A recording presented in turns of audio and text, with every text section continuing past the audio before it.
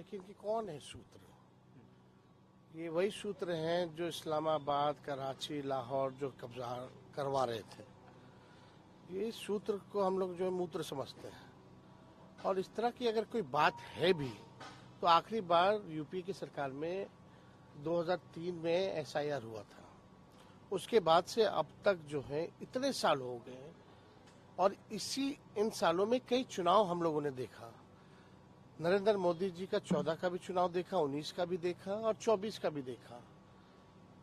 यानी इनका कहने का मतलब ये है कि उस समय हम लोग 3-3, 4-4 लाख वोट से चुनाव हारे, तो क्या विदेशियों ने नरेंद्र मोदी जी को वोट दिया?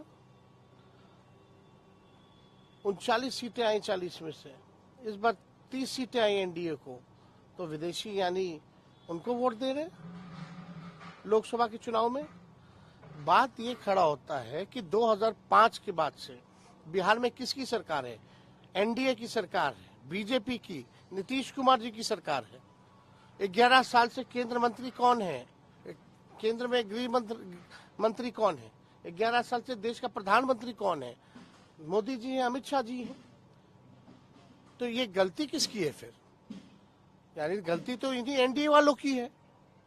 अगर किसी को अगर मिला भी है नागरिकता या वोटर लिस्ट में अगर नाम भी अगर जुड़ा है तो ये इनकी सरकार रिस्पॉन्सिबल है, नीतीश कुमार और मोदी जी रिस्पॉन्सिबल हैं, क्योंकि 20 साल से बिहार में सरकार इनकी है, 11 साल से केंद्र में इनकी सरकार है।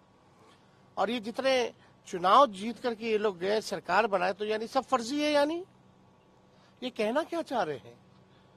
नेपाल की जहां तक बात है, आप जानते हैं बिहार का रोटी और बेटी का संबंध रहा है। बिहार पुलिस में, बिहार मिलिट्री पुलिस में गोरखा लोग हैं, नेपाली लोग हैं। आर्मी में नेपाली लोग हैं, भारतीय सेना में नेपाली लोग हैं। वहां जाकर के नेपाल में आप प्रचार करते आइए बहाली हो रहा है, आइए हमारे सेना में जुड़िए। ये देखिए, असल में सुप्रीम कोर्ट ने जब से मामले को संज्ञान में लिया है और जब से इलेक्शन कमीशन को सलाह दी है, तब से इनके हाथ पैर फूले हुए हैं। क्यों नहीं मिस्टर ज्ञानेश कुमार जो है आगे आकर के सारी बातों को रखते हैं? अभी कहेंगे कि फलना, अभी ग्राउंड बनाने की बात की जा रही है, फिर बोलेंगे इनके पास कुछ कहने के लिए है नहीं सुप्रीम कोर्ट में कि फर्जी वोटर्स है, फर्जी वोटर्स है। अगर है भी तो रिस्पॉन्सिबल कौन है? इलेक्शन कमीशन है और एनडीए की सरकार है। एसआईआर को आपने आई वॉश बताया है सर? एकदम आई वॉश है।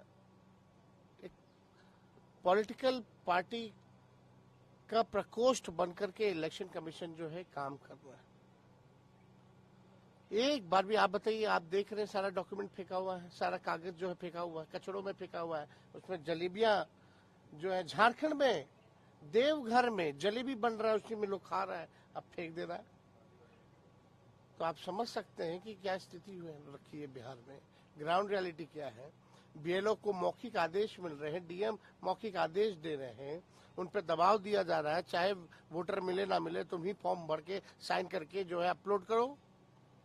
इनका अपलोड का सिस्टम क्या है भाई? सब कुछ फेल हो रखा है, सर्वर से लेकर के सारा चीज जो है जाम हो रखा है। सर 1 करोड़ जॉब की बात करें,